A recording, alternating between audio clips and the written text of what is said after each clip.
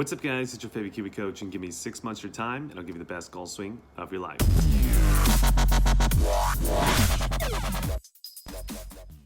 So welcome back to the channel. In this particular video, we have another client before and after video. This is going to be a professional golfer. If you are struggling with how to actually kind of move the club shaft down in transition, this is the perfect video for you, because this is a professional golfer. He was struggling with kind of how he's pulling the club shaft down in transition. So if you're interested in that, let's go ahead and get into this video. But before we get into the video, I want to give a quick shout out to our sponsor, and that is Kiwi Golf Japan.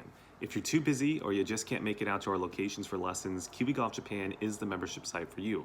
With over 170 plus videos of golf instruction, we have everything on the membership site you could possibly want. So go ahead and check out that link down below, and now let's get into this analysis. So like I said in the intro, this is going to be a professional golfer, and he was really struggling with how he was trying to pull the club shaft down in transition. That was kind of the main key point. And then the end result was in the before swing, because of the way that he pulled the club shaft down as well as moved his body, we were seeing a really massive flip motion down at the bottom of the swing, which in turn led to his inconsistency with curvature, right? So the big thing was he was trying to get a better dispersion was the main goal of the lesson. So let's go ahead and play the before swing first, then we'll play the after swing, and then we'll talk about what we're going to be discussing in this particular video. So this is going to be the before swing.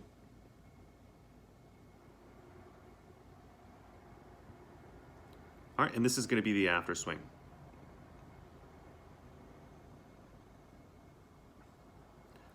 All right, so as you can see, there's some pretty massive differences between not only the top of swing, but as well the transition motion, and specifically how the club shaft is kind of moving on the downswing in the early transition. So what I want to talk about first is we're going to go over the changes of the top of swing, because I think those changes were really important to try to get that domino effect on the transition. Then we'll show you the transition differences, and then ultimately we can show you how we got rid of a lot of the flip motion just by changing those two items. So let's go ahead and go into the top of swing first. So when it comes to the top of swing position, there's really two massive changes that we're trying to make. One of the first ones that I want to highlight is going to be the elbow position at the top of the swing. So if we go take a look at the before swing, we can see that his elbow was right around 24 degrees of internal rotation, which if you guys have watched my videos by now, hopefully you should know that we don't want to see that, right? We want to see about 15 degrees or less. So if we go ahead and take a look at the after swing now, we can see that he's definitely hitting that parameter, right? He's probably right around 2 degrees, so he's almost zero. So the elbow has gotten into a much different position, which then in turn allowed us to get the club shaft into more so of our laid off preference and kind of preset that transition, which then in turn means he doesn't have to flatten the club shaft and do all this crazy stuff in transition. Now the next thing that we changed with the top of swing position was actually going to be his lead knee, and this was something that I think was causing him to early extend. This was another thing that this client was worried about, was this early extension motion that he was having in his before swing. And one of the things I always check for when it comes to early extension is really the top of swing lead knee position.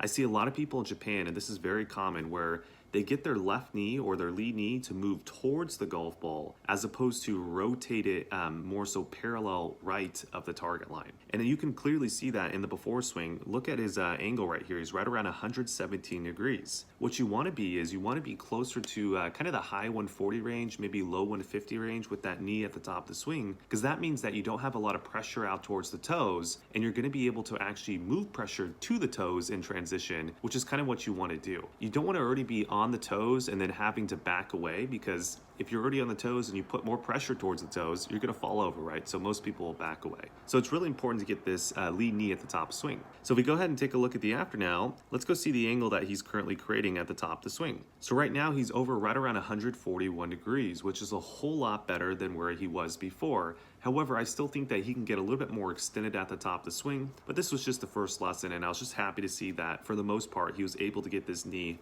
much closer to our parameters that we prefer. All right, so moving into the transition, this was a really important point when it comes to how we move the club shaft and the club head down from the top of swing position. So if we take a look at his before swing, he had what I call as like a pulling motion on the way down. So the pulling motion is very similar to the steepening motion, and if you do it really early, what you're going to see is you're going to get a club shaft that gets really steep at position 5. Now this particular player didn't really pull as much as you amateur golfers out there, so we're not going to see obviously as crazy as a club shaft as you might see in some of my other before and after videos. But for a pro golfer, I definitely think he was pulling down on the club shaft way too much, and the direction that he was pulling was more so in that steepening fashion, which then in turn caused him to get a club shaft angle that was way too steep at this point in the golf swing.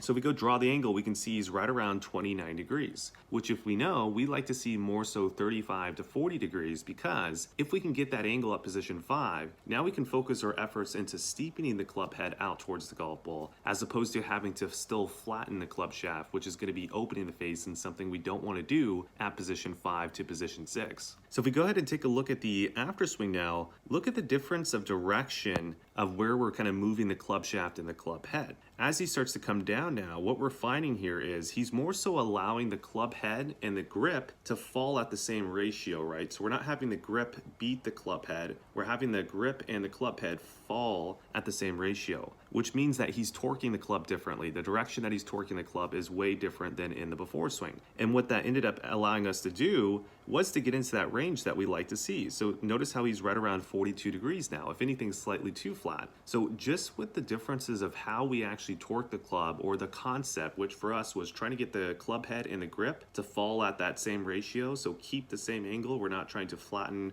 or steepen. Just with that simple little thought change, we were able to get a much better club shaft position, which then allowed us to steepen the club shaft into P6 as opposed to flatten it. So then from here, as we go into the before swing and go to P6, now from here, the club shaft is actually flattening to P6 as opposed to steepening. Now it's hard to see because the position of P6 looks like it, where it should be in the before swing. But if you look closely, you can see that the club shaft is actually flattening to get to that position as opposed to steepening, right? So these two lines would be intersecting, which means that he's flattening. And then you can really tell that he's flattening based off his P6.5, this position right here. You can really see that he's flattening because his left arm is very, very clearly visible. There's a pretty big gap between the arms here. And then we're seeing that the handle of the club is already starting to look quite high, right? So he's ulnar deviating a lot. So if you flatten from position 5 to position 6, you're gonna get this look, right? Exactly the way he looks, versus if you steepen, you're gonna get more so the after result where you're going to see a much different looking position with the arms, so there's a lot less space here. And then also you're going to find that the overall hand or the club shaft is going to be a little bit more horizontal as opposed to vertically down, right? So the swing plane is going to be matching the lie angle of the club much better. All right, that's it for you guys on YouTube. I hope you guys enjoyed the video, but before you guys click off, let me give you guys some wrap up and some value. So first and foremost, when it comes to the top of swing position, if you're going to have to recover from the top of swing position, it makes the whole downswing so much more difficult. So if you want to avoid that difficulty and you want to make it simpler for you, a little bit smoother for you, I highly recommend getting all of the correct checkpoints at the top of the swing. For this particular client, that means the lead knee had to be a lot less flexed and it needed to be a little bit more extended and a little bit more rotated. And then the elbow position had to be a lot less internally rotated, a little bit more this way. And then that in turn got the club shaft into the laid off position where we don't need to steepen or flatten the club shaft, and we can kind of just lower it and then steepen it from position 5. So if you're looking to get the massive changes in your golf swing, that would be one of the best places to start, either top of swing, P3, P2, P1. Remember, typically the backswing is going to be where you get the most domino effect, so make sure to be looking for that. However, if you're struggling and you really just can't do this by yourself and you want to take action, well, make sure to check out the Kiwi Coach 6-month program. We'd love to help you out, so there'll be a link down below. Check out that program. You can see literally step by step each lesson, what we'll be working on for you, as well as the before and after results we get with our clients. Check that out. Check out the membership. It helps support us. Like, comment, subscribe, share, all that good stuff, and I'll see you guys in the next video.